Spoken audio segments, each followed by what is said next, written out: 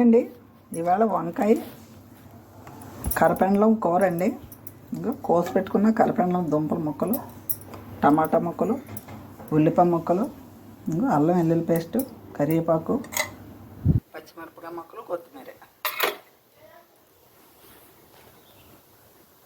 ఇప్పుడు గిన్నె పెట్టాం కదండి, స్టవ్ వెలిగించి గిన్నె పెట్టాం.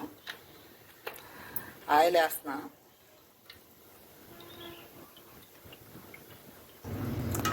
ఒక 3 చెంచాలు ఆయిల్ వేసామండి.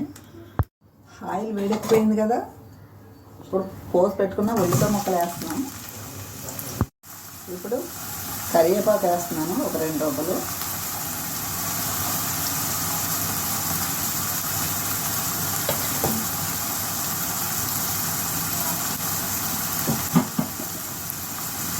తర్వాత పచ్చిమిరపకాయ ముక్కలు వేస్తున్నాను, 5-6 పచ్చిమిరపకాయలు కోసాము.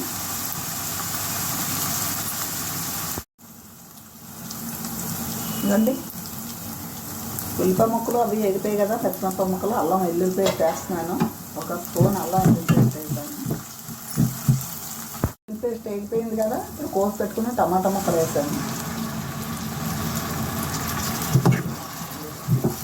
టమాటాలు ఎక్కువే కోసాను.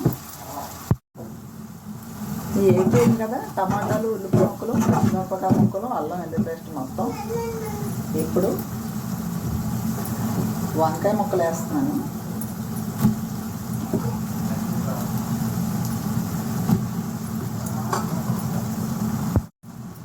తర్వాత కోసి పెట్టుకున్న దుంప ముక్కలు వేస్తున్నాను. ఇవి ఫస్ట్ ఉడకపెట్టేస్తాను, దుంపని ఉడకపెట్టి ముక్కలు కోసాను.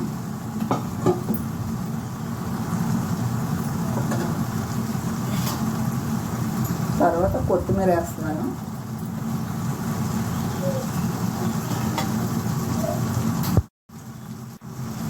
తర్వాత ధనియాల పొడి వేస్తున్నాను, ఒక స్పూన్ జీలకర్ర పొడి వేస్తున్నాను. తర్వాత ఒక స్పూన్ కారం వేస్తున్నాను.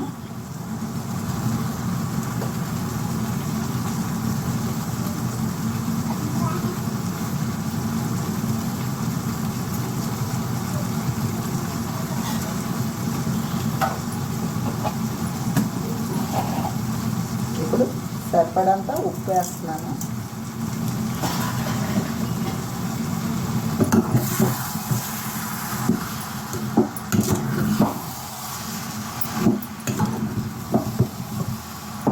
ఇది అడుగు పెట్టకుండా ఆడిపోకుండా మనం కలుపుతూ ఉండాలి.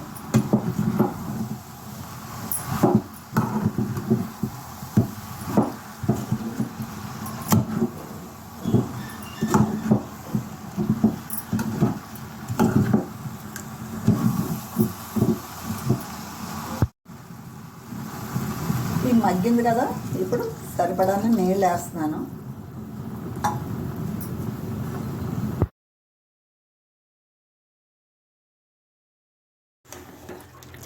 ఎందుకంటే కూర రెడీ అయిపోయింది కదా, వంకాయ కరపెండలం దుంప కూర.